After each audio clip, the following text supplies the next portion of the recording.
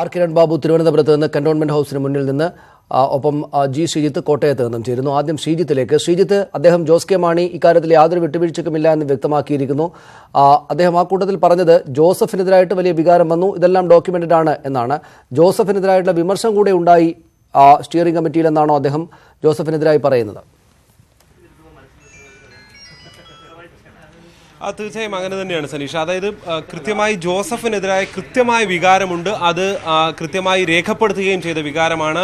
അതായത് അദ്ദേഹം ചൂണ്ടിക്കാണിക്കുന്ന പ്രകാരമാണെങ്കിൽ മണ്ഡലം കമ്മിറ്റികളിൽ നിന്നടക്കമുള്ള കത്തുകളടക്കം പരിഗണിച്ചുകൊണ്ടാണ് കേരള കോൺഗ്രസ് എം ജോസഫിനെ മറികടന്നുകൊണ്ട് മറ്റൊരു സ്ഥാനാർത്ഥിയെ തീരുമാനിച്ചത് എന്നതാണ് ജോസ് കെ മാണി വ്യക്തമാക്കുന്നത്. അതായത് ജോസഫ് വലിയ നീക്കങ്ങളുമായി മുന്നോട്ട് പോകുമ്പോൾ UDF നേതാക്കളെ അണിനിരത്തി പ്രതിരോധിക്കാൻ ജോസഫ് ഒരുങ്ങുമ്പോൾ തങ്ങൾ വിട്ടുവീഴ്ചയ്ക്കില്ല എന്ന വളരെ കൃത്യമായ നിലപാട് തന്നെ. അതായത് ജനാധിപത്യപരമായ ഒരു പാർട്ടിയിൽ എടുക്കേണ്ട നടപടികളാണ് തങ്ങൾ ചെയ്തിരിക്കുന്നത്.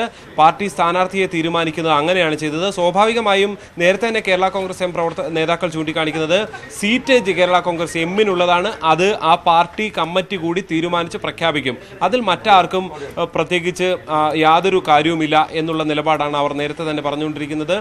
അതിനൊപ്പം തന്നെ ചേർത്ത് പറയുകയാണെങ്കിൽ ഇപ്പോൾ എടുത്തിരിക്കുന്ന നടപടികൾ ജനാധിപത്യപരമാണെന്ന് വിശേഷിപ്പിച്ച് ജോസഫിന്റെ നീക്കങ്ങളെ തടയിടാനുള്ള ഉറച്ച തീരുമാനത്തിൽ തന്നെ KM മാണിയും ഒപ്പമുള്ളവരും നിൽക്കുന്നു എന്ന് തന്നെയാണ് ജോസ് കെ മാണിയുടെ വാക്കുകളിൽ നിന്ന് മനസ്സിലാക്കാൻ സാധിക്കുന്നത്. തോമസ് ചാഴിക്കാടൻ പ്രചരണവുമായി മുന്നോട്ട് പോയി കഴിഞ്ഞു, അതിനി മാറ്റേണ്ട ഒരു സാഹചര്യമില്ല എന്ന് അദ്ദേഹം കൃത്യമായി പറയാതെ പറയുകയും ചെയ്യുന്ന ഒരു സ്ഥിതിവിശേഷമാണ് ഉണ്ടായത്. എന്തായാലും ജോസഫ് എന്തൊക്കെ നീക്കങ്ങൾ നടത്തിയാലും തൽക്കാലം തങ്ങളുടെ സ്ഥാനാർത്ഥിയെ പിൻവലിക്കാനില്ല എന്ന നിലപാടിലേക്ക് KM മാണി വീണ്ടും എത്തുന്നു. KM മാണി ആ നിലപാടിൽ ഉറച്ചു നിൽക്കുന്നു. ശരി കിരൺ ബാബു, അവിടെ ഇപ്പോൾ നടക്കുന്ന ചർച്ചകൾ എവിടെയൊക്കെയാണ്? ഈ ഉമ്മൻചാണ്ടിയും രമേശ് ചെന്നിത്തലയും നേരത്തെ അവർ തമ്മിലുള്ള ആശയവിനിമയം നടത്തിയിരുന്നു, അവിടേക്ക് മുല്ലപ്പള്ളി കൂടെ വന്നോ? PJ ജോസഫുമായുള്ള കൂടിക്കാഴ്ച ചർച്ച എപ്പോഴായിരിക്കും? ഒരു അന്തിമമായിട്ടുള്ള പ്രശ്നപരിഹാരം എപ്പോഴത്തേക്ക് ഉണ്ടാകുമെന്നാണ് പ്രതീക്ഷിക്കുന്നത്?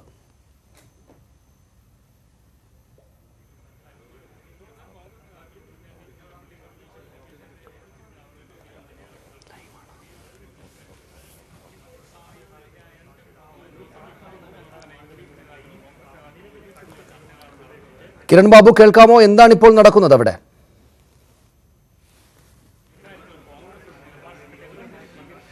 സനീഷ്, ഇപ്പോൾ കോൺഗ്രസ് നേതാക്കളായ പ്രതിപക്ഷ നേതാവ് രമേശ് ചെന്നിത്തല, ഉമ്മൻചാണ്ടി, അതോടൊപ്പം KPC അധ്യക്ഷൻ മുല്ലപ്പള്ളി രാമചന്ദ്രൻ എന്നിവരുമായി PJ ജോസഫ്, മോൻസ് ജോസഫ്, അതോടൊപ്പം തന്നെ TV കുരുവിള എന്നിവർ ചർച്ച നടത്തുകയാണ്. ഇന്ന് രാവിലെ മുതൽ നടങ്ങിയ മാരത്തൺ ചർച്ചകളിലെ തുടർച്ചയായിട്ടുള്ള ചർച്ചകളാണ് ഇപ്പോൾ നടക്കുന്നത്.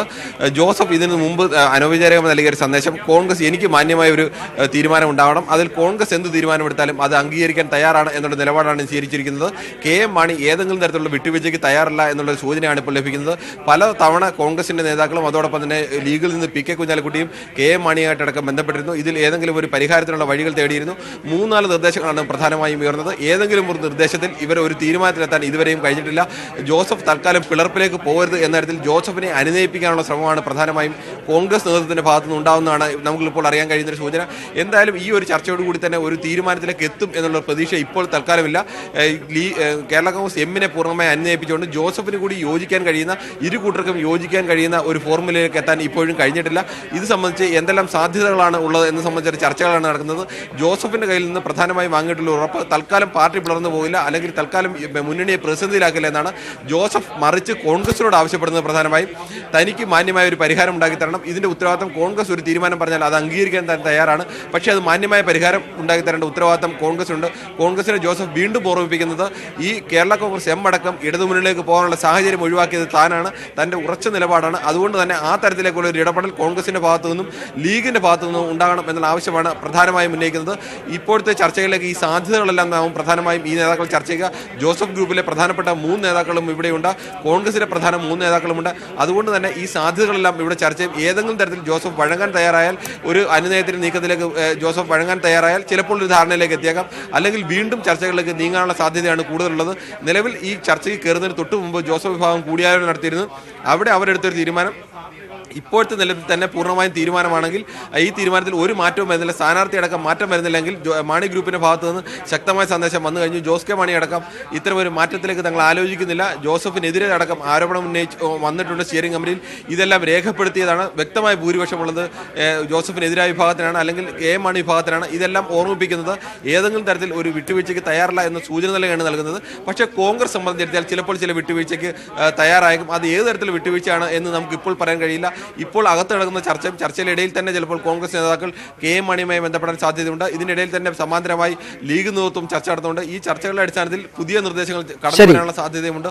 എന്തായാലും കിരൺ ബാബു, ഞാൻ തിരിച്ചു വരാം താങ്കളിലേക്ക്. രമേശ് ചെന്നിത്തല, ഉമ്മൻചാണ്ടി, മുല്ലപ്പള്ളി രാമചന്ദ്രൻ എന്നിവരടക്കമുള്ള ആളുകളാണ് ഇപ്പോൾ ഈ വിഷയം ചർച്ച ചെയ്യുന്നത്. അവിടെ അല്പസമയത്തിന് ശേഷം കെ എം മാണിയുമായിട്ട് ആശയവിനിമയം നടത്തിയതിനു ശേഷം ഇക്കാര്യത്തിൽ എന്തെങ്കിലും പ്രശ്നപരിഹാരം, അന്തിമമായിട്ട് ഉള്ള ഉപാധികൾ അല്ലെങ്കിൽ എന്ത് ചെയ്യാനാകുമെന്ന കാര്യങ്ങൾ പി ജെ ജോസഫുമായി ബന്ധപ്പെട്ട് അറിയിക്കുമായിരിക്കും.